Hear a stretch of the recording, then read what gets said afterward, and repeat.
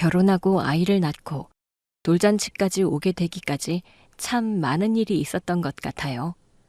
어렵게 임신하며 눈물로 보냈던 기간도 그렇고 출산하던 날도 먼저 떠나신 엄마 생각에 눈물 마를 날이 없었죠. 거기다 막상 그렇게나 바라던 아이를 낳고 나니 초보 엄마라 육아가 어찌나 힘든지 하루하루 쉽지 않은 날이 없었습니다. 그런데 그 중에서도 가장 기억에 선명하게 남는 하루를 꼽으라면 바로 우리 아들 첫돌 잔칫날이다 싶습니다. 양가 모두 기다리셨던 첫 손주였기에 저희는 서울 한복판 5성급 호텔 연회장에서 아들의 돌잔치를 치르게 되었습니다. 사실 축하하는 의미가 중요하기에 돌잔치가 그렇게 화려할 필요는 없다고 생각했지만 저희 시댁이 워낙 손이 크고 기대가 많으셨거든요. 예, 돌잔치 어디서 할 거니? 그날 내 손님들도 많이 올 거니까 호텔에서 해라. 호텔이요? 어머니, 그래도 호텔은 좀 과하지 않을까요? 저희 결혼식도 호텔에서 안 했는데.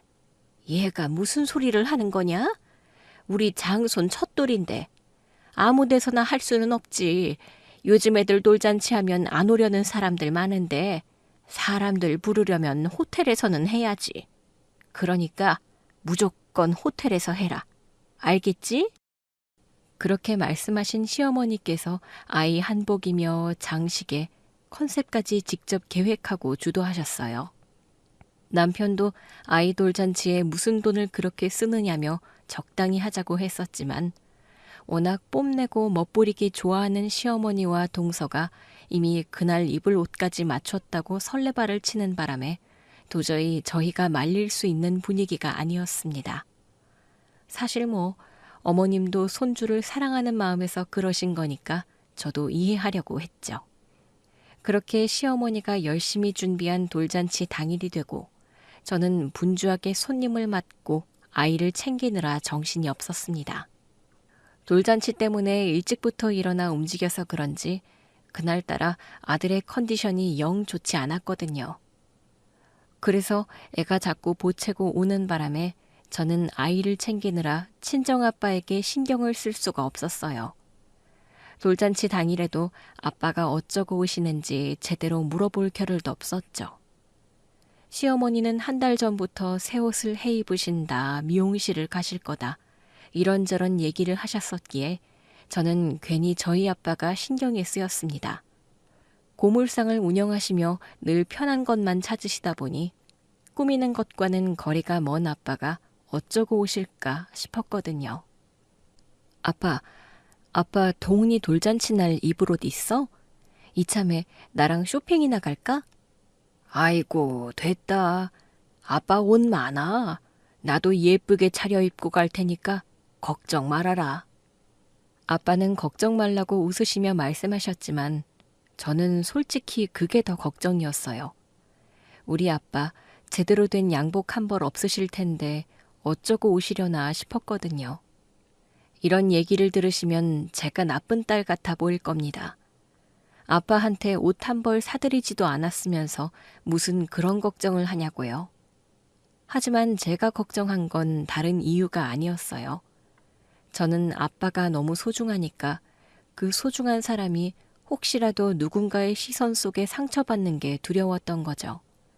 그리고 돌잔치 직전에서야 아빠를 발견한 저는 깜짝 놀랄 수밖에 없었습니다. 어머, 저기 저 사람 사돈 어른이세요? 세상에, 저게 대체 무슨 꼴이니?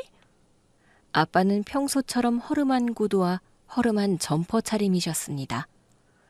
물론 그것들이 아빠가 갖고 계신 옷 중 가장 깨끗한 옷이라는 걸 저는 알고 있었지만 남들 눈에는 그저 허름한 차림새일 뿐이겠죠. 그렇게 제일 늦게 나타나신 아빠의 초라한 모습에 시어머니와 동서가 깜짝 놀라며 입을 열었습니다. 사돈, 아직도 고물상 하세요? 아, 그럼요. 아직도 하고 있죠. 사돈은 참 변함없이 한결같으시네요. 차림이며 여러모로 말이에요.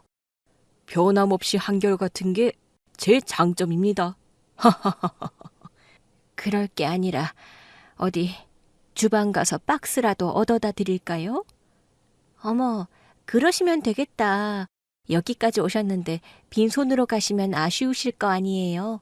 사돈어른, 가실 때 꼭 박스 챙겨가세요. 비웃음이 명백한 시모와 동서의 말에 저는 입술을 질끈 깨물었습니다.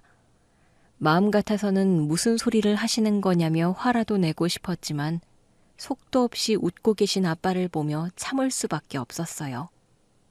허허, 정말 그럴까요? 아이고, 제 생각까지 이렇게 해주시고 감사하네요. 사돈 덕분에 빈손으로는 안 가도 되겠습니다. 그건 별로 중요한 거 아니니까 일단 돌잔치부터 즐겨. 아빠, 손주 보셔야지. 아, 그래. 우리 손자부터 봐야지. 아이고, 우리 동훈이 드디어 1살이 되었구나. 드디어 돌을 맞이했어. 우리 동훈이 이 할아버지가 선물 가져왔지요.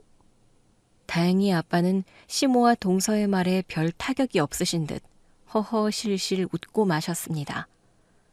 평소에도 워낙에 남의 시선을 신경 쓰지 않으시는 분이라 남들이 무슨 말을 해도 별로 신경 쓰지 않으시는 분이시거든요. 그래서 손자의 돌잔치 날에도 본인의 차림새보다 손자를 위한 선물을 신경 쓰셨을 아빠의 두 손에는 모두 저와 아들을 위한 선물만 가득 들려 있었습니다. 아빠에게서 선물을 건네받은 저는 순간 거칠거칠한 아빠의 손을 잠시 들여다보게 되었어요. 떠올려 보면 아빠의 손은 늘 거칠었습니다. 어릴 적부터 아빠의 손을 맞잡을 때마다 따가워했던 기억이 있었죠. 아빠의 손은 굳은 살로 뒤덮여 투박했고 세월에 쓸려 거칠었지만 그런 아빠의 손에서는 세상에서 제일 따뜻한 온기가 느껴졌습니다. 그래서 저는 그런 아빠의 손을 참 좋아했죠. 사실 어릴 적 저희 집은 형편이 넉넉한 편이 아니었어요. 저를 낳고 얼마 안 되어 돌아가신 엄마를 대신해서 아빠가 홀로 저를 키워주셨거든요. 아빠는 혼자 돈을 벌어야 했고 저를 키워야 했고 혼자서 감당해야 하는 일들이 너무 많으셨을 겁니다. 하지만 아빠는 한 번도 제 앞에서 힘든 내색을 하지 않으셨어요. 하루 종일 고철 수레를 밀며 피지를 주우시다가 다치셨던 날에도 고된 공사판 노동에 밤마다 파스를 붙이며 끙끙거리시던 날에도 아빠는 항상 제 앞에서 웃기만 하셨습니다. 우리 현정이 오늘은 학교에서 뭐 배웠어? 선생님 말씀 잘 들었어? 아빠는 없는 살림에도 늘 저를 살펴주셨습니다. 지금도 기억이 나요. 초등학교 시절 도시락을 싸들고 다녀야 했는데 아빠는 매번 새벽 일찍 일어나셔서 없는 솜씨에도 손수 제 도시락을 싸셨어요. 김치에 밥을 볶아서 계란 후라이를 올린 도시락을 식지 않게 이불 밑에 넣어놓고 일을 나가곤 하셨죠. 하지만 저는 어린 마음에 엄마들이 싸주었을 화려한 친구들의 도시락을 부러워하며 아빠의 정성을 이해하지 못했습니다. 한참 나중에서야 그게 얼마나 큰 정성이고 사랑이었는지 알았죠. 아빠가 하나뿐인 계란 후라이를 나한테만 양보하고 본인은 누른 밥에 쉰김치만 드시고 계셨다는 걸 아주 늦게 알았거든요. 저도 자식을 키우는 지금 생각해보면 아빠가 힘든 상황에서도 얼마나 저를 열심히 키워오셨는지 알 수 있었어요. 하지만 저를 키워내느라 아빠는 고생만 하고 뭐 하나 가져본 것도 누려본 것도 없으셨죠. 저의 졸업식, 입학식 날마다 빠짐없이 학교로 찾아오셨던 아빠는 그때마다 여기저기 해지고 낡은 차림이셨습니다. 하지만 그때마다 저는 매번 새 신을 신고 새 가방을 메고 있었어요. 그렇게 어려운 시절을 지나고 여유가 생겼을 때에도 아빠는 자신에게만 늘 인색하셨죠. 반면 저는 그런 아빠의 사랑을 담뿍 받으며 사랑도 관심도 뭐 하나 부족한 것 없이 자랄 수 있었습니다. 그래서 저는 그런 아빠가 늘 존경스럽고 자랑스러웠어요. 아빠의 거친 손은 저를 위해 희생한 노력의 대가라는 걸 알기에 감사한 마음이었거든요. 그런 아빠가 제게 가르쳐 주신 가장 큰 선물은 어떤 상황에서도 포기하지 않고 기죽지 않는 당당한 삶의 태도였습니다. 누군가가 업신여기고 무시하고 비웃더라도 저 하나만 당신을 믿으면 된다는 아빠의 한마디가 저를 그렇게 자라게 했죠. 하지만 그런 아빠가 남에게 비웃음을 사는 일은 여전히 제게 마음 아픈 일이었습니다. 하물며 저희 아빠를 우습게 여기는 대상이 시댁 식구들일 때는 더더욱 말이죠. 그날도 그랬어요. 어머나, 손님들이 많이 오셨네. 거 봐라. 호텔에서는 해야 손님들이 오신다니까. 요즘 누가 식당에서 돌잔치 하니 이왕이면 이런 데서 해야 면이 살지. 그러게요. 예상보다도 많이 오셔서 너무 정신이 없네요. 예. 근데 너는 화장을 집에서 한 거니? 예. 아이 때문에 미용실 갈 시간이 없어서요. 왜 그러세요? 너무 별로예요? 아휴, 이왕이면 신경 좀 쓰지. 얼굴도 푸석푸석하고 피곤해 보인다. 나 좀 봐라. 아침부터 미용실 다녀온 보람이 있어 보이지 않니? 시어머니는 새벽부터 목욕에 미용실까지 다녀오셨다며 화려한 차림을 뽐내고 계셨습니다. 화려하게 잔뜩 부풀린 머리에 그날을 위해 일부러 맞춘 정장에 목과 손에는 눈이 부실 만큼 반짝이는 보석들이 주렁주렁 달려 있었죠. 그런 화려한 차림의 시어머니는 사람들의 시선을 한 몸에 받고 계셨습니다. 누가 보면 손자의 돌잔치가 아니라 어머님이 재혼식이라도 하는 줄 알겠더라고요. 그런데 그 옆에 시어머니를 같이 모시고 온 동서도 무슨 연예인처럼 드레스를 입고 등장했더라고요. 둘째랑 나는 아침부터 바쁘게 준비했는데 너는 이게 뭐니? 정말 누가 보면 우리가 주인공인 줄 알겠다. 그러게요. 이미 다들 그렇게 보고 있는 것 같은데. 형님, 그래도 오늘은 중요한 날이잖아요. 그럼 신경 좀 쓰시지. 뭘, 내가 주인공인가? 주인공은 우리 아들이지. 그래도 옷 갖춰 입고 나름 신경 쓴 건데. 형님이 워낙 수수하게 생기셔서 그런지 옷이 좀 눌리는 것 같네요. 평소에도 동서는 그렇게 제 속을 긁는 편이었습니다. 동서는 SNS 중독에 온갖 유행을 다 쫓아가야 하고 남들의 눈이 제일인 동서는 늘상 화려한 차림이었죠. 비슷한 성향의 시어머니랑 합이 잘 맞아서 저보다는 늘 둘째 며느리를 끼고 다니는 시어머니셨는데 그날 저희 아들 돌잔치에도 동서랑 같이 미용실을 다녀오셨나 보더라고요. 그리고 동서 역시 시어머니 못지않게 화려하고 눈에 띄었습니다. 그러게 동서는 아주 화려해서 그런가 연예인 같다.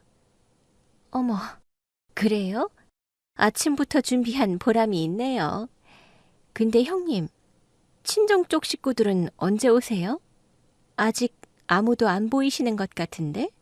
그래, 사돈은 아직이시라니? 아, 금방 오실 거예요. 아까 전화드렸을 때 거의 다 오셨다고 하셨거든요. 너희 아버지는 어쩜 그렇게 매번 바쁘시니? 이런 날에는 좀 일찍 오셔야 할 텐데 뭐가 그렇게 바쁘신 건지 참.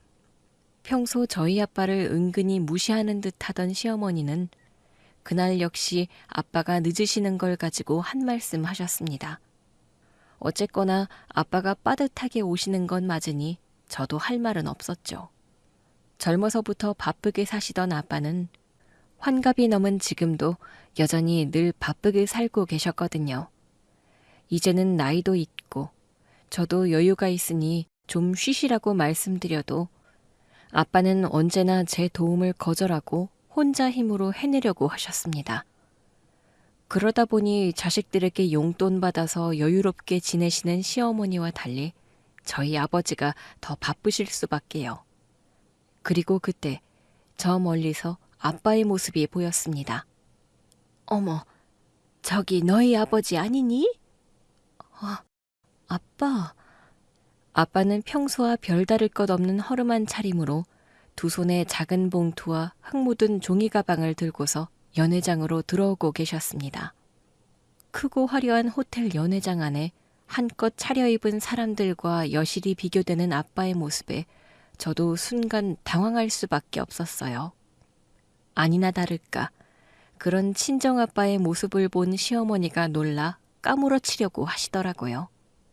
어머나, 사돈 차림새가... 아니, 너는 아버지가 뭐 입고 오시는지 챙기지도 않았니? 그냥 아빠가 알아서 하시겠다고 그래서요. 그래도 날이 날인데 저게 뭐니?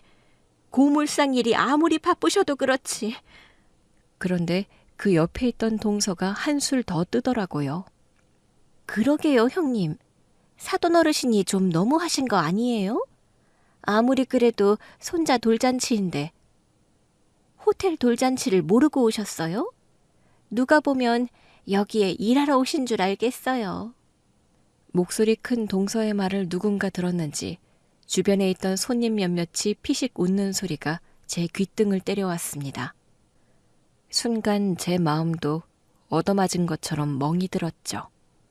우리 아빠는 겨우 차림새 가지고 무시당할 뿐이 아니신데 아무것도 모르면서 아빠의 옷차림만 보고 무시하는 시댁 식구들과 주변 사람들이 참 밉더라고요.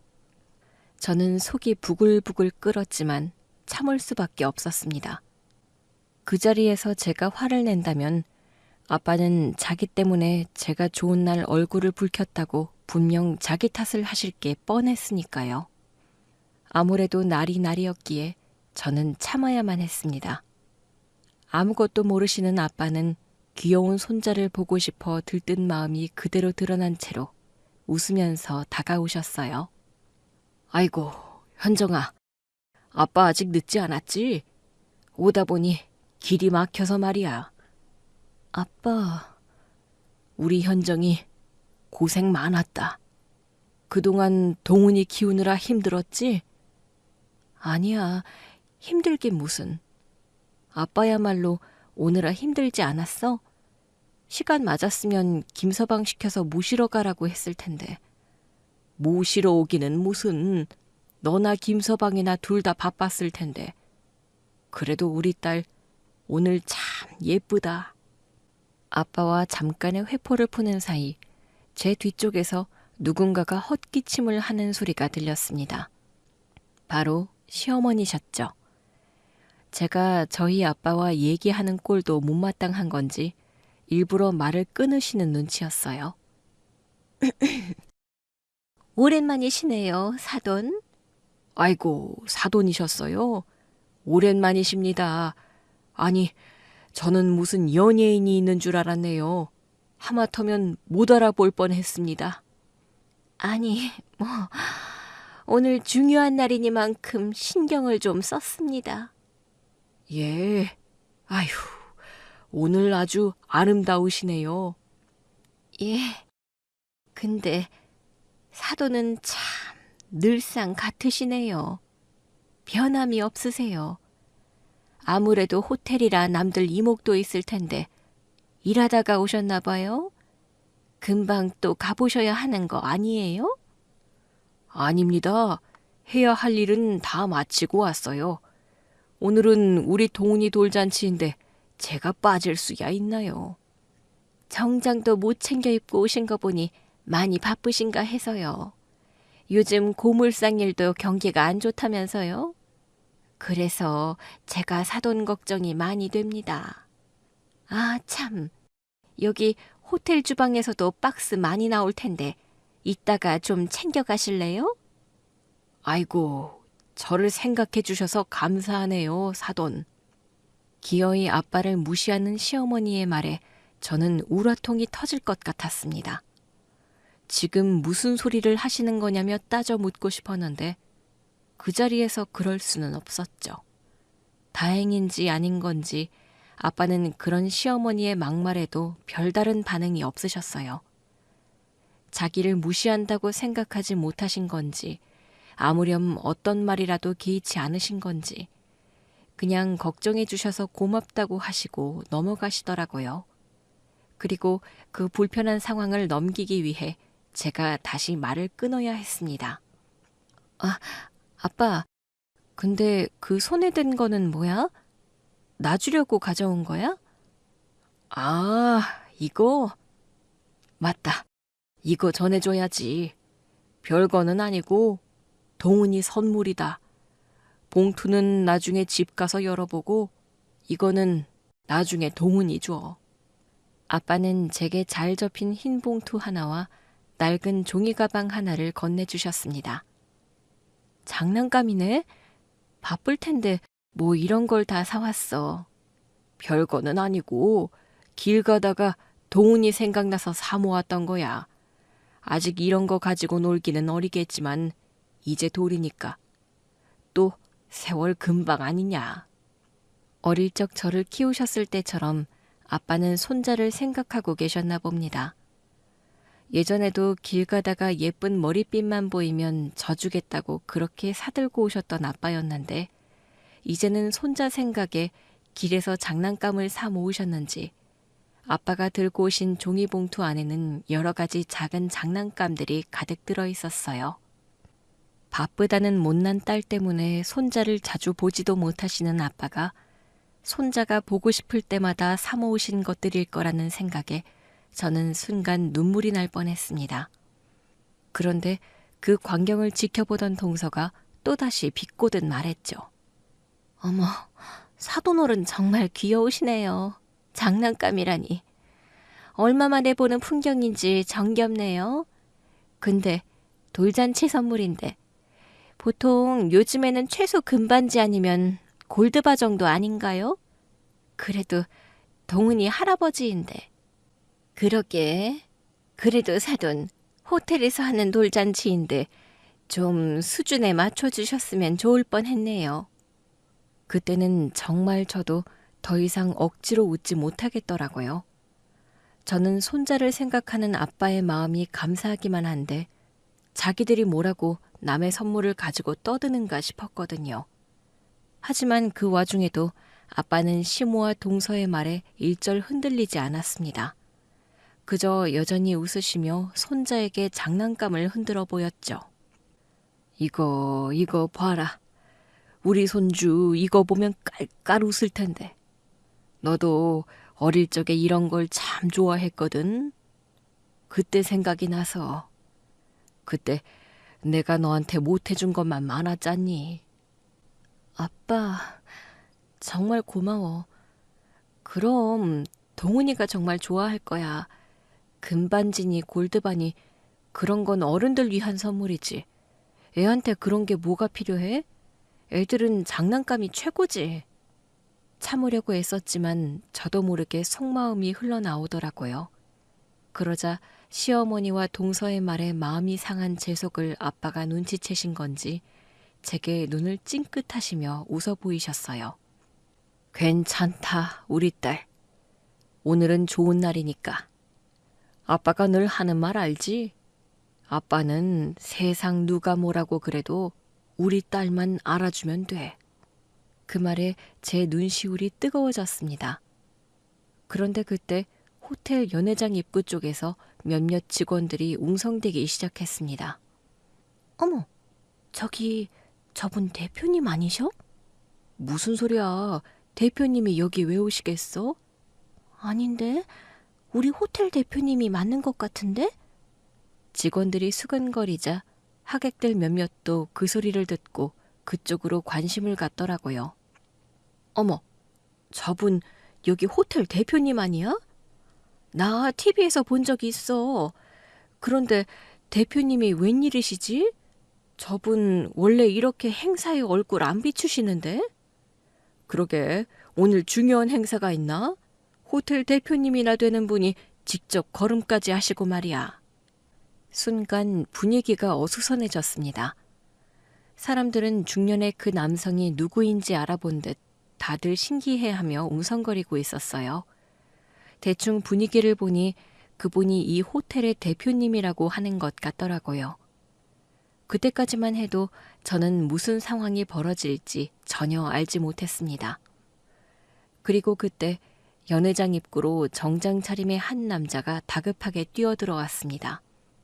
하지만 그 순간 누구보다 더 놀란 것은 시모와 동서였습니다. 정장 차림의 호텔 대표님이 다급하게 달려와서 찾던 사람이 다름 아닌 저희 아빠였거든요. 사장님, 안녕하십니까? 대표는 순식간에 저희 아빠 앞으로 달려와서는 90도로 깍듯하게 허리를 굽혀 인사를 건넸습니다. 그 광경에 그 자리에 있던 모두가 깜짝 놀랐죠. 이 으리으리한 호텔의 대표라는 사람이 왜 그렇게 깍듯하고 어려워하며 저희 아빠를 대할까 싶었을 테니까요. 시모와 동서도 그런 생각이었는지 둘 다 당황해서 미처 속의 말을 삼키지 못했습니다. 아니, 이게 무슨 일이야? 호텔 대표라는 사람이 대체 왜? 저 고물상 아저씨한테 웬 사장님? 그렇게 모두의 이목이 저희 아빠에게 집중되어 있었습니다. 한눈에 봐도 비싸 보이는 정장을 입고 수억짜리 시계를 찬 호텔 대표가 낡고 초라한 차림의 아빠에게 굽신거리며 어려워하는 모습에 모두들 궁금증이 동한 듯했어요. 다들 무슨 상황인지 알고 싶었던 건지 순식간에 연회장 안이 쥐죽은 듯 조용해졌습니다. 조금 전까지 온갖 사람들의 말소리로 시끄럽던 공간이 마법처럼 변했죠.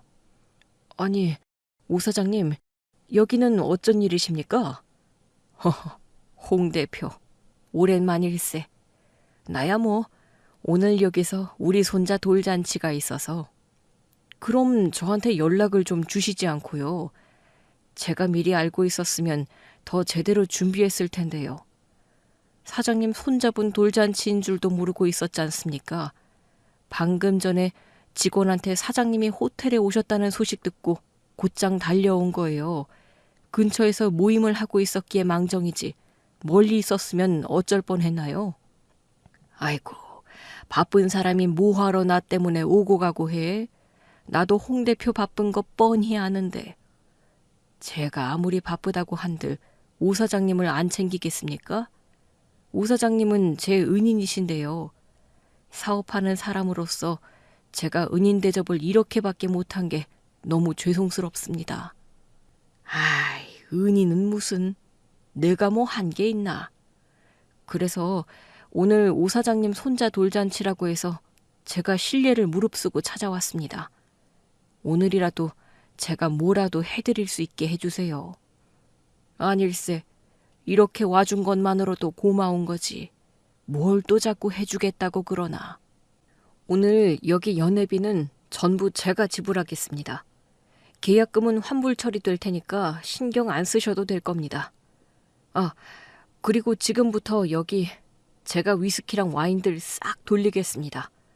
제 개인 창고까지 털어서 내어드릴 테니까 가족분들이랑 하객분들 전부 부담 없이 즐겨주셨으면 좋겠습니다.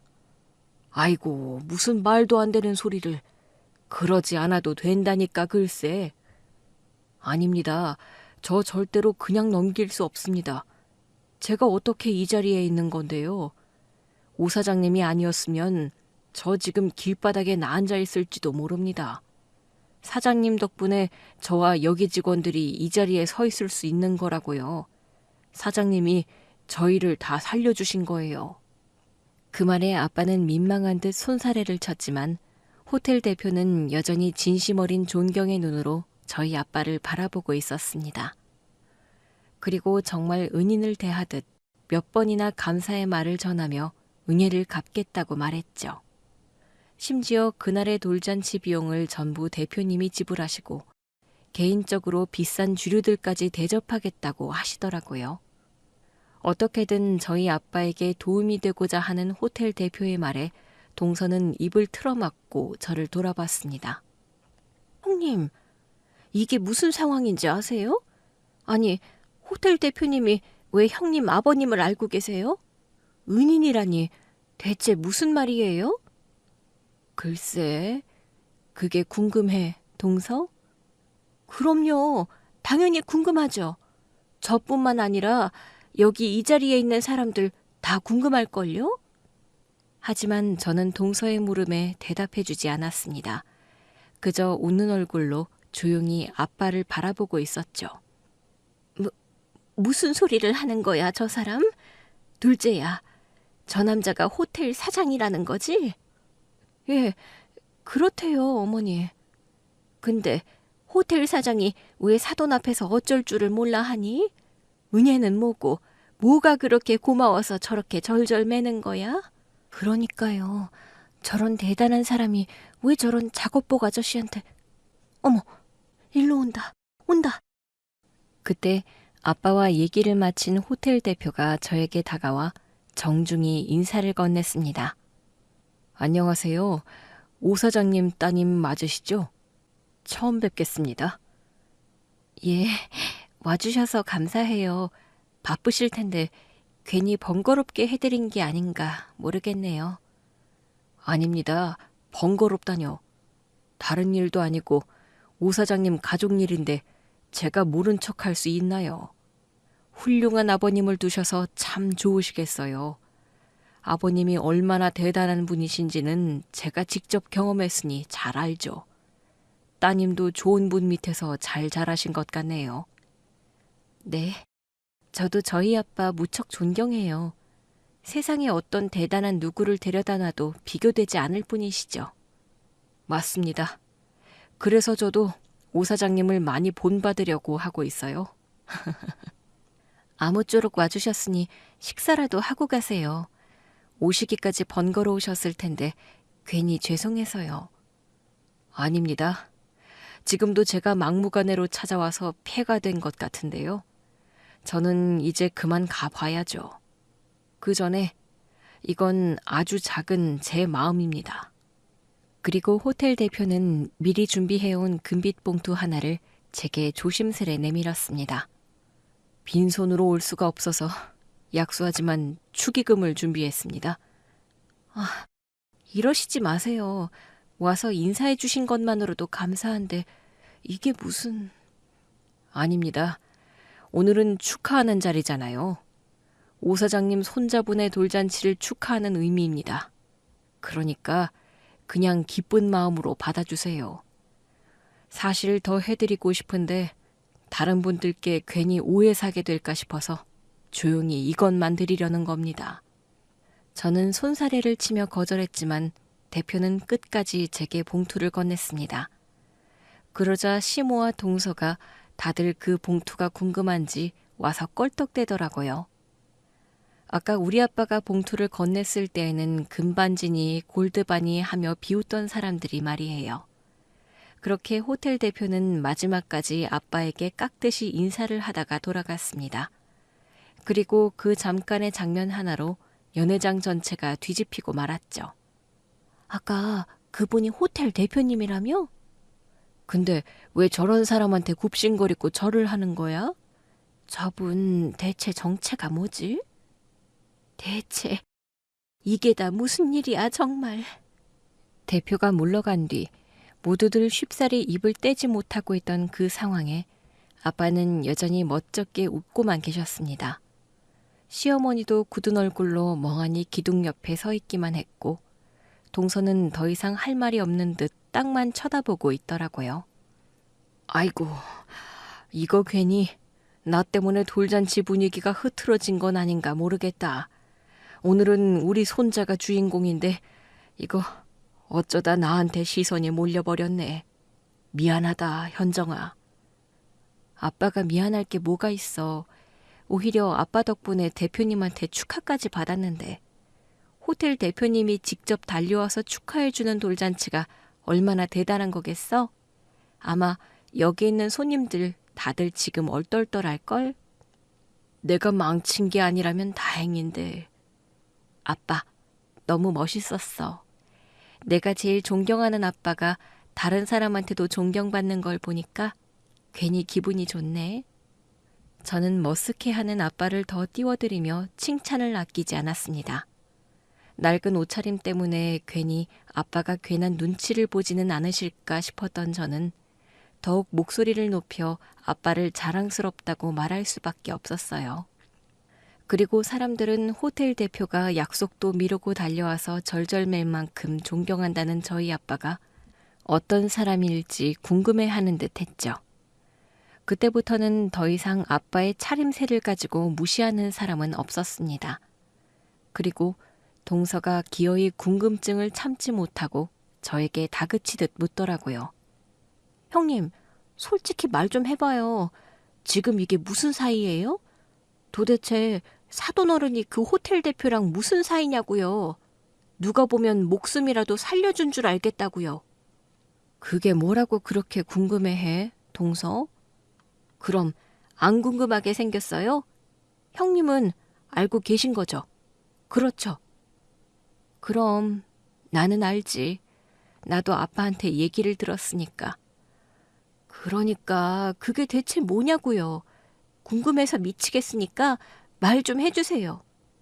사실 우리 아빠가 대표님한테 도움을 좀 주셨거든. 그때 시어머니도 끼어들어 제 대답을 재촉하셨습니다. 도움? 무슨 도움? 어떤 대단한 도움을 준 거야? 저희 아버지가 여기 호텔에 땅을 파셨어요. 땅? 예, 여기 호텔 뒤편 확장된 부지가 원래 저희 아빠 거였거든요. 500평 넘는 부지요.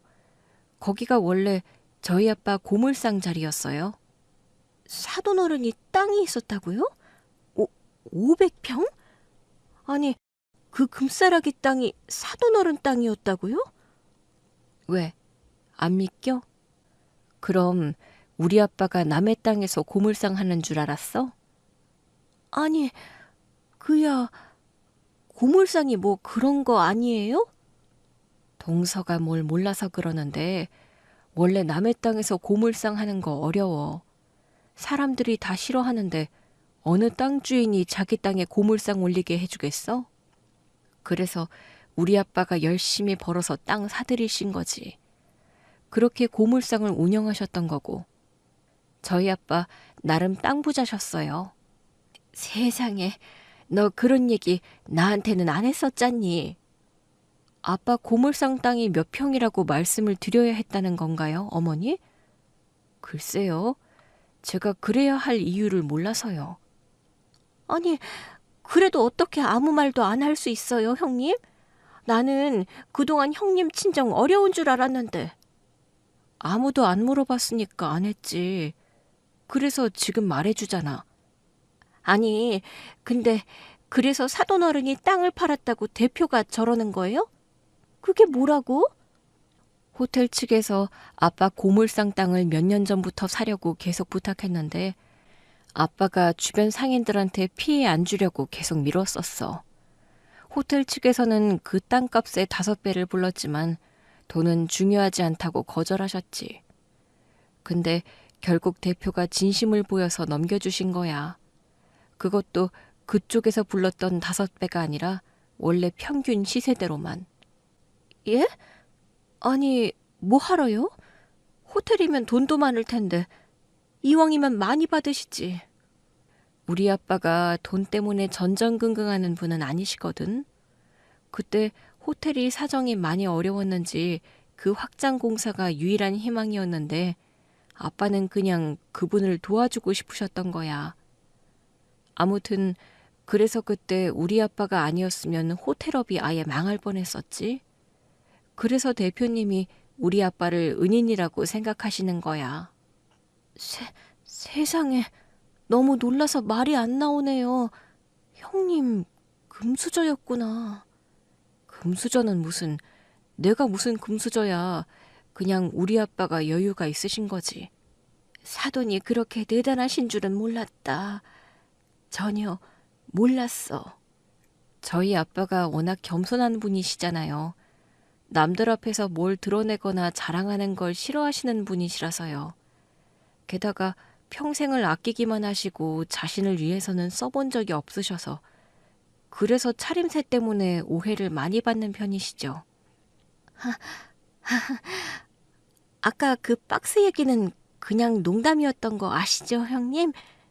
장난이었어요, 장난. 글쎄, 우리 아빠도 그 말을 농담으로 들으셨으면 좋을 텐데 아빠 속이 어떤가야 나야 모르지 뭐. 세상에, 반전도 이런 대반전이 없네. 이런 건 영화에서도 못 보겠네.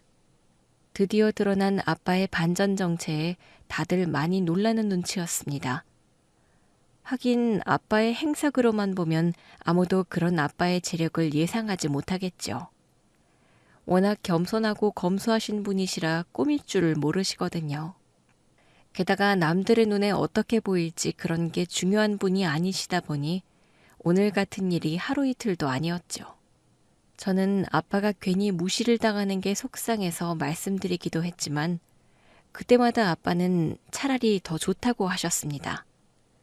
남들 앞에서 돈 자랑해봐야 돈 나갈 일만 있을 텐데 자기는 다들 불쌍해하고 잘해주니 얼마나 좋겠냐고 우스개 농담을 하곤 하셨죠.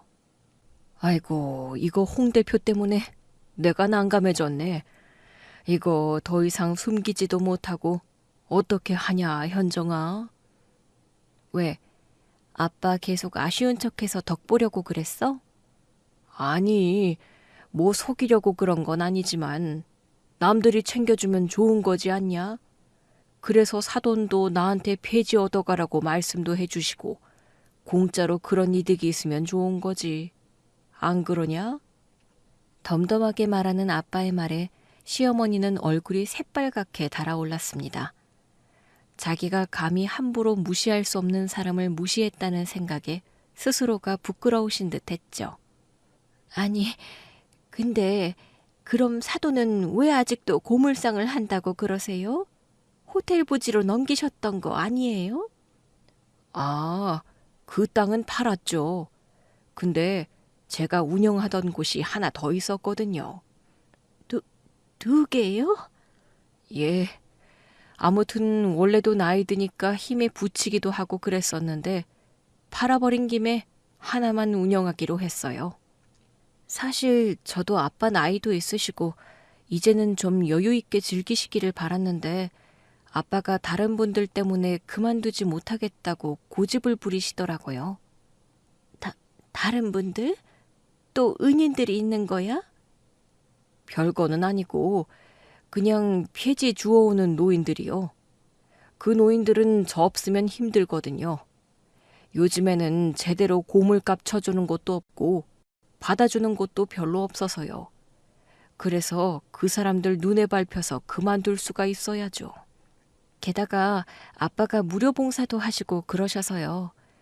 그 동네에서는 저희 아빠가 산타 할아버지예요. 아빠 안 계시면 굶으시는 분들이 많아서요. 그래서 그분들 걱정에 못 그만두실 거예요. 아마. 내가 그만두면 그 사람들 다 굶어야 할 텐데.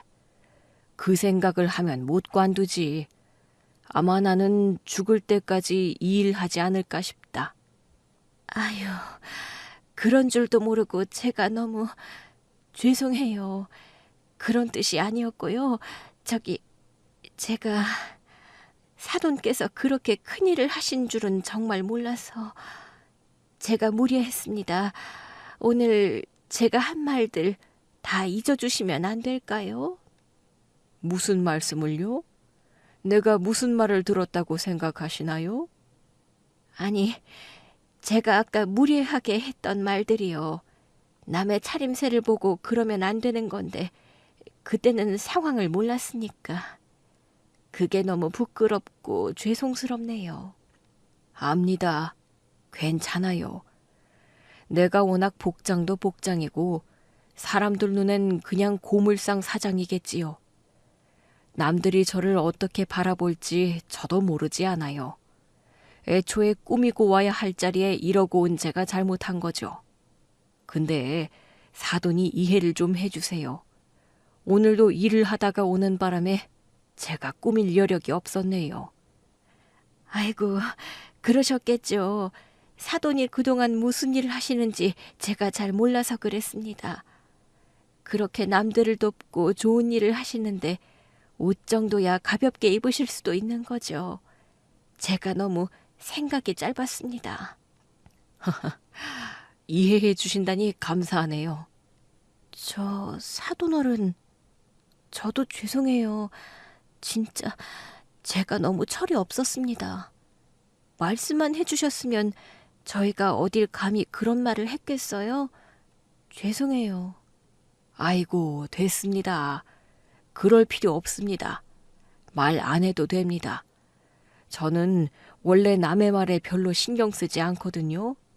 그리고 오늘은 좋은 날이잖아요. 저 괜찮습니다. 원래 성격이 그래서 깊게 신경 안 쓰니까 너무 그러지 않아도 돼요. 아빠의 정체를 알게 된 시모와 동서는 서로 앞다투듯 사과를 전했습니다. 이제 와서 그런 사과가 무슨 의미가 있을까 싶었지만 아빠는 개의치 않는다며 두 사람을 용서해 주시려 했어요. 아빠보다 마음이 좁은 저는 쉽게 용서를 해주시는 게 아쉬웠지만 그게 원래 저희 아빠니까요. 시모와 동서는 자신들의 실수를 인정하고 부끄러워하는지 시선을 둘 곳 없이 고개를 푹 숙였습니다. 그들의 얼굴에 새겨진 건 단순한 부끄러움이 아니라 자신이 판단했던 기준이 얼마나 얕았는지를 깨닫는 후회 그 자체였죠. 그리고 그제서야 저는 아빠가 제게 주셨던 흰 봉투를 열어보게 되었습니다. 아빠, 근데 이거 지금 봐도 돼? 아이고, 집에 가서 열어보라니까. 뭐가 들었는지 궁금해서 그래. 이게 뭐야, 아빠? 그거 우리 손자 돌잔치 선물이다. 그냥 용돈 좀 담았어.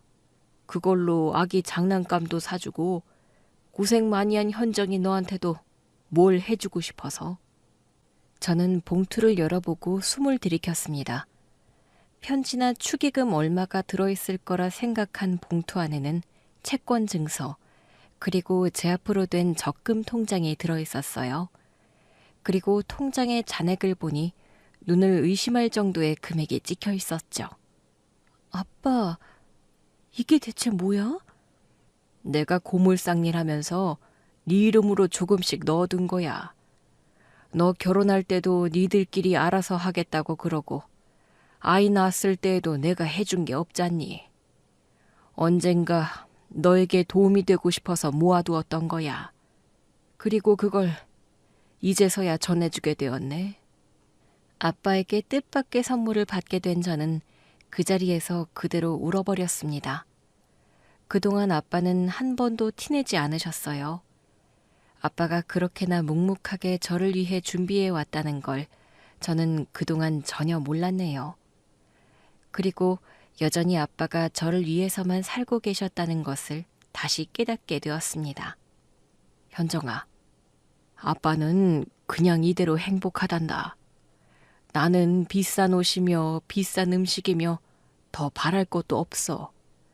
아빠는 그냥 너와 동훈이한테 더 많은 걸 해주고 싶을 뿐이야. 그리고 내가 평생 고물상했다고 창피할 것도 없어. 사람들이 뭘 입었는지보다 어떤 마음으로 살았는지가 더 중요하잖니? 그리고 아빠는 고개를 돌려 시모와 동서를 보며 말했습니다. 그리고 사돈. 우리 이제 진짜 가족인데 서로 너무 판단하진 말아요. 그냥 아이 잘 키우는 데 집중합시다. 오늘도 우리 다들 동훈이를 위해 이 자리에 모인 것 아니겠습니까? 저는 그냥 우리 현정이가 김서방이랑 싸우지 않고 둘이서 합심하여 동훈이를 잘 키워내기를 바랄 뿐입니다. 그리고 그러기 위해서는 조금 더 산 저희가 어른 노릇을 제대로 해야겠죠. 맞습니다. 사돈 말씀이 전부 맞아요. 그게 제일 중요한 것을 제가 잠시 잊고 있었던 모양입니다. 손자를 위한 돌잔치 자리인데 괜히 제 치장하는 데만 신경을 쓰고 남들이 어떻게 생각할지만 염두하고 있었네요. 정작 챙겨야 할 가족에게는 비난을 하고 말이에요. 제가 그동안 얼마나 잘못 살아온 건가 싶어서 제대로 반성하게 됩니다. 앞으로는 저도 사돈처럼 남들 시선보다 제 중심을 잡아가면서 살아야겠어요. 시어머니는 아빠의 말에 감명받은 듯 그렇게 말씀을 하셨습니다. 그리고 다행히 그날 제 아들의 돌잔치는 모두의 축복 속에 무사히 마칠 수 있었어요. 그리고 그날 돌잔치가 끝나고 연회장을 떠나던 하객들은 하나같이 말했습니다. 사람은 절대 겉모습만 봐선 안 되겠더라. 요즘 같은 세상에 저런 사돈이라니 시어머니 되는 사람이 복도 크다. 진짜 부자는 말없이 산다는 말 실감났어. 그리고 저는 알게 되었어요. 아빠는 단 한 번도 내보이거나 큰 소리 치지 않았지만 그 존재감만으로도 우리 가족 모두를 바꿔놓았다는 것을요. 그렇게 돌잔치가 끝난 후 며칠 동안 시댁 쪽에서는 별다른 연락이 없었습니다. 평소 같았으면 시모가 단톡방에 돌잔치 사진을 올리며 우리 손주 최고, 행사도 아주 성공적이었네 라며 떠들썩했을 텐데 그날이 있고서는 이상하게 너무 조용했습니다. 처음엔 저도 어색했지만 솔직히 불편하진 않았어요. 오히려 그동안 지겨웠던 시어머니 자랑에서 벗어나서 속이 후련했달까요? 그날 연회장에서 아빠 앞에서 초라하게 움츠러들던 두 사람의 얼굴이 아직도 생생했거든요. 그런데 정확히 돌잔치가 끝나고 일주일째 되던 날, 시어머니에게 전화가 왔습니다. 현정아, 오늘 시간 좀 괜찮니? 내가 잠깐 할 얘기가 있어서. 네, 어머님. 무슨 일이세요? 그날 있잖니. 아무래도 내가 괜히 말실수를 한 것 같아서. 사돈한테는 사과드렸지만 너한테도 미안하다고 말을 해야 할 것 같아서 말이다. 내가 네 얼굴 직접 보고 사과하고 싶어. 솔직히 의외였어요. 그동안 시어머니가 제 속을 긁는 일이 한두 번이 아니었지만 그동안 먼저 사과의 말을 꺼내신 적은 거의 없었거든요. 그랬던 시어머니가 저한테까지 직접 사과를 하시겠다니 신기하기도 하고 궁금했죠. 그렇게 시어머니를 따로 만나자 어머니는 예전과 달리 아주 조심스럽게 저를 대하셨습니다. 그날 사돈께 너무 신뢰를 범한 것 같아. 너한테도 말이야. 나도 내가 왜 그랬는지 모르겠어. 그냥 너무 편견이 앞섰던 것 같아. 괜찮아요, 어머님. 아빠는 다 이해하셨어요. 별로 신경도 안 쓰시더라고요. 저도 아빠가 괜찮다고 하시니 상관없고요. 오히려 그게 더 부끄럽더라. 분명 기분 나쁘셨을 텐데도 그렇게 아무렇지 않게 웃으시는데 나는 그 앞에서 무슨 짓을 했나 싶더라고. 그날 시어머니는 진심으로 미안하신 듯 눈시울을 붉혔습니다. 그리고는 봉투 하나를 제게 건넸어요. 이건 뭐 사과의 표시라기보단 우리 손주 위해 쓰라고. 내가 사돈께 직접 드리기엔 너무 죄송해서. 저는 그 봉투를 조용히 받았습니다. 아마 아빠는 받지 않으시겠지만 제 마음을 담아 전해드릴 순 있겠죠. 그리고 그로부터 또 며칠 후 동서에게도 연락이 왔습니다. 시어머니와 달리 만나자는 말 없이 문자 한 통이었지만 평소에 거만한 동서의 태도와는 확실히 달랐죠. 형님, 제가 형님 댁으로 작은 꽃 배달 보냈어요. 카드 안에 쓴 말은 제가 진심 담아서 쓴 거예요. 사돈 어른께 전달만 부탁드릴게요. 제발 부탁드려요. 동서의 메시지를 보고 저는 조용히 웃었습니다. 동서가 그래도 반성은 하는구나 싶었거든요. 사람은 누구나 실수하죠. 하지만 진짜 중요한 건 그 실수를 인정하고 돌아보는 용기라는 걸 이번에 시모와 동서도 조금은 배운 것 같았어요. 그리고 아빠는 여전히 고물상을 운영하시며 열심히 살고 계십니다. 매일 트럭에 낡은 것들을 잔뜩 싣고 낡은 작업복에 검은 손으로 폐지끈을 묶으며 땀을 흘리십니다. 하지만 저는 압니다. 이제 그 모습을 함부로 우습게 볼 사람은 그 어디에도 없다는 것을요. 그리고 그날 밤 저는 아빠가 제게 주셨던 통장을 다시 들여다보았습니다. 1,000원, 5,000원, 여유가 생길 때마다 조금씩 통장에 제 몫을 입금하셨을 아버지. 아버지가 10수년간 통장에 기록하신 내역들을 바라보며 남몰래 눈물을 훔쳤습니다. 그리고 제 기억 속 아빠의 모습을 떠올렸어요. 고물상 마당에서 작업복 입은 채로 저를 안고 있는 아빠, 교복 입은 제 뒤에서 미소 짓던 아빠, 그리고 지금의 손주를 안고 있는 아빠까지. 세월은 흘렀지만 아빠는 언제나 저와 우리 가족을 지켜주고 있었습니다. 그리고 저는 언젠가 우리 아들도 저처럼 아빠를 자랑스러워하게 될 거라 생각했습니다. 그리고 저도 진짜 사람의 가치를 알려준 우리 아빠처럼 아이에게 자랑스러운 부모가 되기로 다짐했습니다. 감사합니다.